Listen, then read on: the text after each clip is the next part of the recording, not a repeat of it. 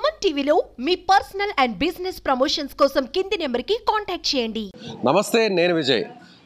AP రాష్ట్ర విభజన జరిగిన తర్వాత, కొత్తగా రాష్ట్రం ఏర్పడిన తర్వాత తెలుగుదేశం పార్టీ అధికారంలోకి వచ్చింది. అధికారంలోకి వచ్చిన తర్వాత చంద్రబాబు నాయుడు గారు ఖచ్చితంగా ఈ రాష్ట్రానికి ముఖ్యంగా అభివృద్ధి చెందాలంటే అమరావతి రాజధాని అయితేనే ఈ రాష్ట్రం అంతా కూడా అభివృద్ధి చెందుతుందని ఆయన ఒక ప్రత్యేకమైనటువంటి విజన్తో అమరావతి రాజధానిని ఏర్పాటును ఆయన చేయడం జరిగింది. అయితే ఆ తర్వాత వైసీపీ అధికారంలోకి వచ్చిన తర్వాత అమరావతి రాజధానిని చంపేసేటువంటి ప్రయత్నం చేసింది.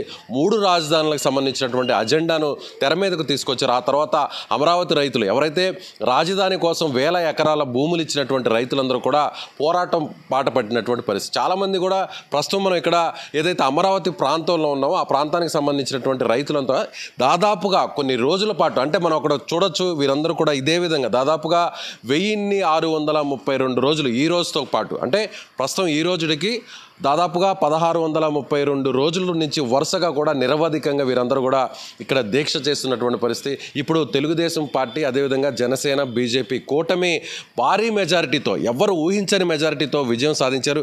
వీరితో మాట్లాడదాం. అసలు అమరావతి రైతులు ఏమంటున్నారు, నిజంగా ఇప్పుడు చంద్రబాబు అధికారంలోకి వచ్చారు కాబట్టి నిజంగా వీరి కలల సాకారం అవుతాయా లేదా అనే విషయాన్ని నేరుగా వారిని అడిగి తెలుస్తుంది. మీరు ఏం కావాలని కోరుకుంటున్నారు? ఇప్పుడు మళ్ళీ తెలుగుదేశం ప్రభుత్వం కూటమి వచ్చింది, అలాగే పైన కూడా ఇప్పుడు బాగా కీలకమైనటువంటి పొజిషన్లో చంద్రబాబు గారు, పవన్ కళ్యాణ్ గారు ఉండబోతున్నారు. ఎలాంటి న్యాయం కావాలని మీరు? Build Amaravati, save Andhra Pradesh. మా నినాదం ఒకటేనండి. చంద్రబాబు గారు గెలిచారు, అమరావతి నిలిచింది. ఇప్పుడు అదే మా నినాదం.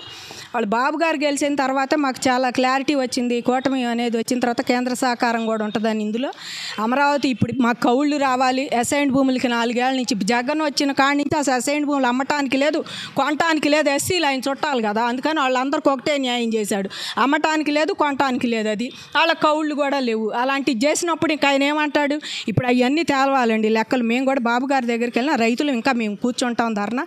బాబు గారు తమ్ముడు మనవాడైనా మనం అడగందే అమ్మైనా పెట్టదు. మాకు కౌళ్ళు రావాలి. 3 ఏళ్ళ నుంచి ఫారెస్ట్ అసైన్డ్ అయిన రైతులకు కూడా 3 ఏళ్ళ నుంచి కౌలు వేయటల్లా.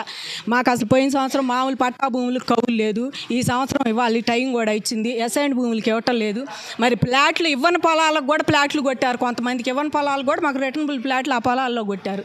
ఈ సమస్యలన్నీ బాబు గారి ముందు పెట్టి తప్పకుండా అమరావతి ముందు రైతులు నిజంగా మేము ఈ రైతులు అమరావతిలో కూర్చున్నామన్న మాటే కానీ ఎన్ని కష్టాలు పడ్డామో మాకు తెలుసండి. ఎకరం పొలం 2 ఎకరాలు ఉండాలని బాగా నష్టపోయాం. నిజంగా నష్టపోయాం. రావు మళ్ళీ తిరిగి కూడా జీవితాలు. పిల్లలు ఎంత నష్టపోయారో, వాళ్ళ లైఫ్ నష్టపోయింది. మా జీవితాలు 5 ఏళ్ళ నుంచి కూర్చుందే కనపడ్డాం కానీ తక్కువ రేటుకు కూడా అమ్ముకున్నారండి చాలామంది బాధలు పడి. ఇవన్నీ గమనించాలి, బాబు గారు కూడా అర్థం చేసుకోవాలి. మాకు రిటర్నబుల్ ఫ్లాట్లు ఎంతవరకు ఇవ్వాలి? మరి మేము ఎలా బతుకుతాం ఇప్పటి నుంచి? పిల్లలు పెళ్ళిళ్ళు చేయాలా, నేర్చేయాలని ఉండాటికి కూడా అమ్ముకొని తిన్న రైతులు ఉన్నారు. నిజం అట్లాంటి పనులు లేవు. పూలు అమ్మించాడు, కట్టెలు అమ్మలేం కదా రైతులు. మరి ఇక్కడ ఆ పనులకు కూడా వెళ్ళలేము. టాపీ పనుల కాడికి మా పిల్లల్ని మేము పంపలేం కదా. ఒకప్పుడు ఆడవాళ్ళని బయటికి వెళ్ళని ప్రాంతం ఇది. ఇప్పుడు మరి అదే ఆడవాళ్ళు మేము పిల్లల్ని బయటికి ఆ రకంగా ఎలా పంపుతాం మేము? కాబట్టి మా కష్టాలండి. ఊరికి ఇక్కడ కూర్చొని మేము 1600 రోజులు కాదు, ఈ 5 ఏళ్ళ నుంచి మేము పడ్డ కష్టాలు ఎవ్వరు పడలే. నిజంగా అంతా కోల్పోయి సర్వస్వం ప్రభుత్వానికి అప్పచెప్పి రాజధానికి జగన్మోహన్ రెడ్డి ఒక్క చంద్రబాబు మీద కక్షతోనే ఇదంతా చేశాడండి.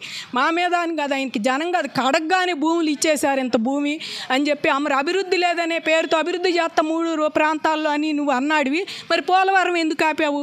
మీరు ఎలాంటి ఇబ్బందులు పడ్డారు వ్యక్తిగతంగా? మీరు చూస్తుంటే కన్నీరు వస్తుంది మీ కంట. ఎలాంటి ఇబ్బందులు పడ్డారు? అంటే 5 ఏళ్లలో నిజంగా అంత బాధలు భరించారు? ఇట్లా మా మిడిల్ క్లాస్ లాంటి వాళ్ళని చాలా బాధలు పడ్డామండి. ఇక్కడ 25,000 మంది రైతులు ఉన్నాం, 5 ఎకరాల్లో పొలం వాళ్ళు. మేము ఎన్ని బాధలు పడ్డాము ఇవన్నీ మీకు తెలుసా అండి? కాపురాలు వదిలిపెట్టిన పిల్లలు కూడా ఉన్నారు. కట్నం అప్పుడు అంత అన్నారు. జగన్ వచ్చిన తర్వాత కొన్నాళ్ళు లేడు, మా ప్లాట్లు చూసినాడు కూడా లేడు. దగ్గరకు వచ్చి మాకు వద్దు రాజధాని లేదంటే మేమేం చేసుకుంటాం అమ్మ ఈ ప్లాట్లు అని అడిగిన వాళ్ళు లేరు. మా దగ్గరకు వచ్చి పొలం అమ్ముదామని ఎంతకో కొంత బేరం పెట్టి కష్టాలు అమ్ముకుందాం అన్నా కూడా లేరు. మరి అలాంటి పరిస్థితి అలా పిల్లల్ని కట్నం అంతని ఇచ్చారు. ఇప్పుడు ఏదని పిల్లల్ని పుట్టింటికి పంపించిన వాళ్ళు ఉండారండి ఇక్కడ. మరి ఆ పొలాలు చూపించి మేము కోడళ్ళని తెచ్చుకున్నాం. వాళ్ళు ఘాటు మాటలు మరి వాళ్ళు కూడా మాట్లాడుతున్నారు. ఏమమ్మా అంత ఉందని కొడుకు మా దగ్గర కట్నం తీసుకున్నావు, ఏంది మా పరిస్థితి అని వాళ్ళు అడిగిన మాటలు. ఇవన్నీ తెలుసా అండి ఇక్కడ రాష్ట్ర ప్రజలకి? అమరావతి ప్రజలు భూములు ఇచ్చారనే తెలుస్తుంది కానీ కాపురాలు ఎన్ని పోయినాయి, పిల్లల జీవితాలు ఎంత, ఒక తరం జీవితం నాశనం అయిపోయిందండి. వాళ్ళ పిల్లలది ఇళ్లలో కూర్చొని వాళ్ళు బయటికి వెళ్తాని లేదు. డబ్బులుంటే చేతిలో ఎక్కడికైనా పంపించవచ్చు. వాళ్ళు మన బయటికి పంపాలంటే ఎంత ఖర్చు అవుతుంది? అదే పొలం ఉంటే మా చేతిలో ఉంటే మేమే రాజు మేమే మంత్రి, మా పొలాలకి వండుకుంటే ఒక అరెకరం అమ్ముకుంటాం. ఇప్పుడు అలాంటి పరిస్థితి కూడా కాదు కదా. కాబట్టి వాళ్ళు జగన్మోహన్ రెడ్డి గారు చేసిన ఘాతుకానికి బలైంది ఆంధ్ర రాష్ట్ర ప్రజలు. అంటే అమరావతి ప్రజలు 5 కోట్ల వారం వీళ్ళే బలైపోయారు. నిజంగా ఈ తక్కువ మిడిల్ క్లాస్ ఫ్యామిలీలు అన్నీ నాశనం అయిపోయినాయి అండి. రోడ్డును పడ్డారు, చెప్పుకోలేం. కాకపోతే ఉన్నాం రైతులుగా. రైతులకే వాళ్ళు అవి పెట్టుకుంటున్నారు, ఈ పెట్టుకుంటున్నారు, ఆచారాలు కట్టుకుంటున్నారు. మా వస్త్రధారణ మీద చేసిన వాళ్ళు వీళ్ళంతా కూడా ఇవాళ ఏమంటారు? ఇవాళ రైతులుగా ఎవరమ్మ సొమ్ము కాదుగా, మా అత్తమామల సొమ్ము, మా అమ్మ అయ్యల సొమ్మే కదా మేము పెట్టుకునేది. దానికి కూడా ఇంత కామెంట్లు చేయాల్సిన అవసరం లేదు. నోటి తేట బాగా వదిలిచ్చారు అందరూ. మేము కూడా కష్టపడి ముందుండి క్యాంపైన్లు కూడా చేసామండి. వాళ్ళు ఓడించాలని క్యాంపైన్ చేశాం. జగన్మోహన్ రెడ్డిని మాత్రం ఒక ముఖ్యమంత్రి మీడియా ముందుకు వచ్చి ఇష్టం వచ్చినట్టు మరి మాట్లాడే వాళ్ళు ఉండారా? లెగిస్తే మరి ప్రజలకి ఏందో ఆంధ్రాకి ఇన్కమ్ ఏందని చూశాడండి ఏనాడన్నా? లెగిస్తే చంద్రబాబు ఏం చేస్తున్నాడు ప్రతిపక్ష నాయకుడు, వాళ్ళ పిల్లలు ఏం చేస్తున్నారు, వాళ్ళ ఆవిడ ఏం చేస్తుంది, లేకపోతే అమరావతి రైతులను ఏ రకంగా ఇంకా మనం అడుగు నిజంగా ఉద్యమం అన్నారు కానీ మాది ఉద్యమం కాదండి, నిరసనే. ఇంకా మాది నిరసనే. అదే ఉద్యమం అయితే సమైక్యాంధ్ర ఉద్యమం చూడాలి మీ తెలంగాణ. ఇక్కడ ఒక్కటి కూడా మేము ఫ్లెక్సీకి ఒక బెజ్జం కూడా పడకుండా, ఒక డాగు పడకుండా, పబ్లిక్ ఆస్తులకి నష్టం కలగకుండా మేము ఇంతకాలం చేసాం. ఇంకా నిరసనేనండి. మా నిరసన ఫలించింది.